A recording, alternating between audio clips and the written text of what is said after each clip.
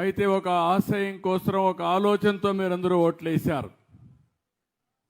అప్పటి వరకు దోపిడీ చేసిన ప్రభుత్వాన్ని ఇంటికి పంపించి మళ్ళీ మీ ఆశల్ని ఏ ప్రభుత్వం అయితే నెరవేరుస్తుందో ఆ ప్రభుత్వానికి పెత్తనం కట్టే పరిస్థితికి మీరందరూ వచ్చారు.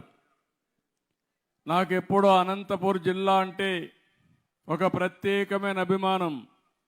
అనంతపూర్ జిల్లాలో రాయదుర్గ్ అంటే ఇంకా ఎక్కువ అభిమానం ఉండే నియోజకవర్గం.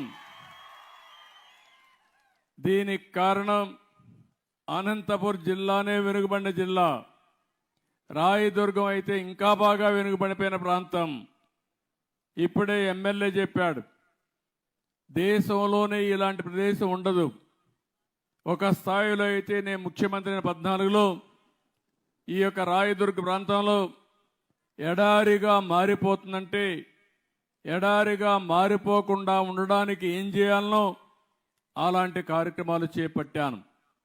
ఇప్పుడే చెప్పాడు, మళ్ళీ కొన్ని ప్రాంతాల్లో ఎడారి సూచనలు ఉన్నాయని చెప్పారు. నేను ఒకటే చెప్తున్నా, ఎడారి కానీయను, ఈ రాయదుర్గని అన్ని విధాలా ఆదుకొని మీ జీవితాల్లో వెలుగు తీసుకొచ్చే బాధ్యత మేము తీసుకుంటామని చెప్పి కూడా నేను మీకు తెలియజేస్తున్నా.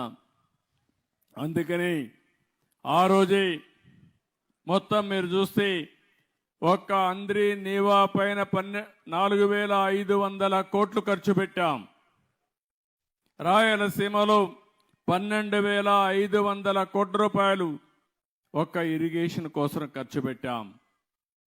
ఏదో జీడిపల్లి భైరవాని తెప్ప ఎత్తిపోతల పథకానికి 968 కోట్ల రూపాయలు మంజూరు చేసి 35% పనులు కూడా పూర్తి చేశాం.